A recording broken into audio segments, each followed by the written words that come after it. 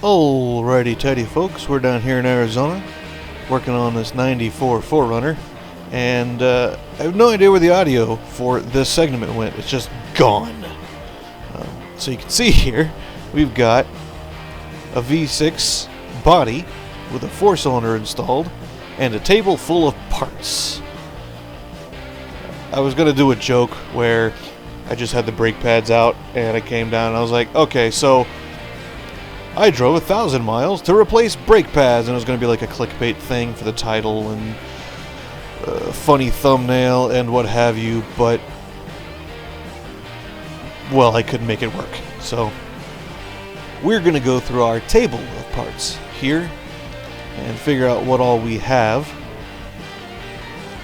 And I'm recording this narration a few days after all of this occurred, so I have, future knowledge. And future knowledge is we needed far more parts than this. So he wants to replace all the front suspension and all the steering components, go through the brake system, go through the wire harness, go through just pretty much everything while I'm down here. This is the primary reason I'm down in Arizona in the first place, is this vehicle. So that's what we're going to do. You can see here we've got, sway bar end links, and we've got tie rod ends, and we've got shocks and brake pads and rear brake shoes, all kinds of stuff here on the table. And that is only the beginning. Stay tuned for more videos of days where I had to start a thing and then stop a thing because we didn't quite have all the parts. We did end up using one of the ball joints because we ordered new control arms, which you'll see in in the upcoming videos. The ball joint that was installed on it is damaged. We're going to try to take it back and the ball joint refunded. We'll try to explain it to the parts store. I don't know if it'll be successful or not, but we got a part that was damaged. We needed the arm. The arm needs to be on there.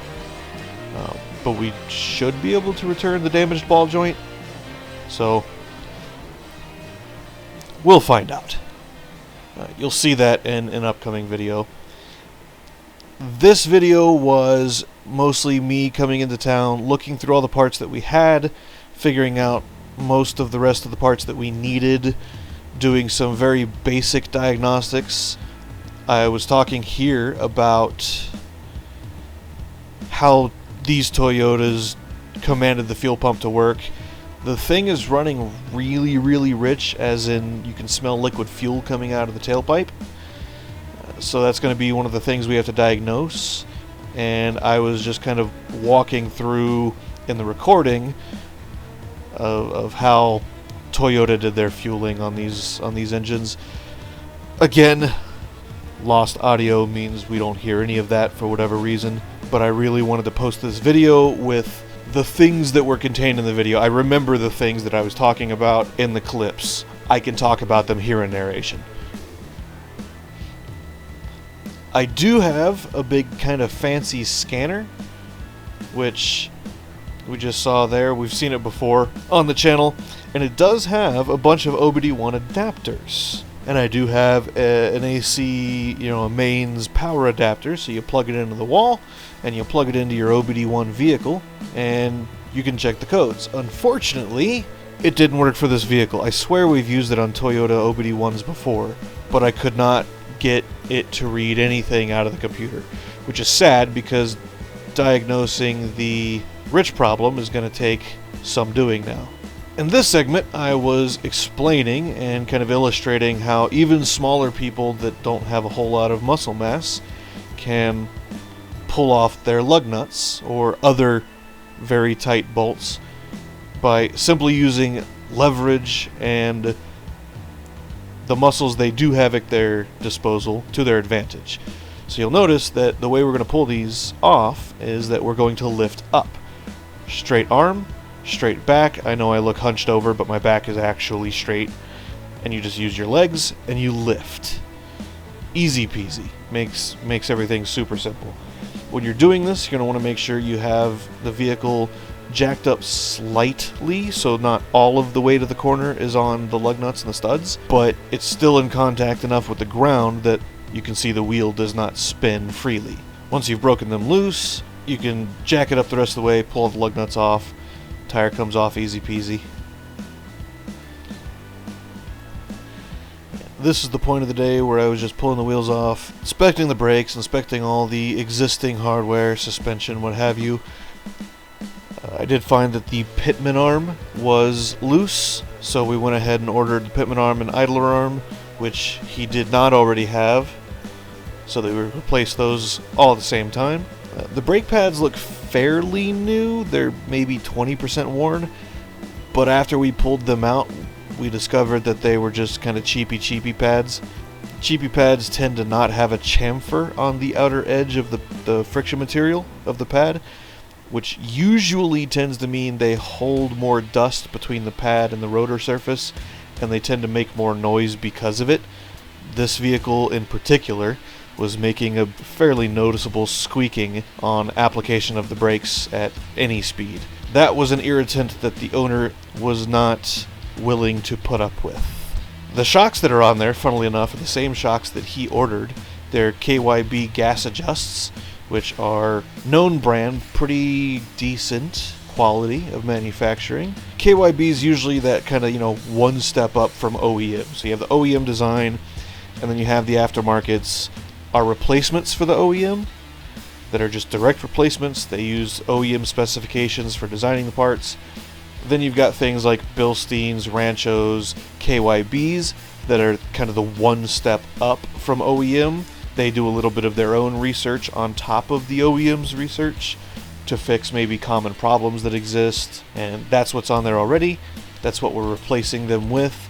I did find after removing the shocks that the passenger side is bad, so we're going to go ahead and replace them anyway. It overdamps. You cannot move the shock by hand. And on this day, he needed the machine. They were going to go camping that night, so he wanted the machine capable of running and driving. It was currently in a running and driving state as of the filming of this video. So I just figured we'd just do the inspection that afternoon, figure out kind of what else we needed to order so that we could try to do things, all in one go so it wouldn't be down for too long.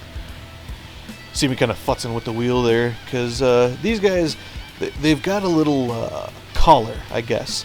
The lug nuts have a little collar that center the wheel onto the hub, as opposed to using the hub as a centering device. Because of the way the hub's designed, you can't.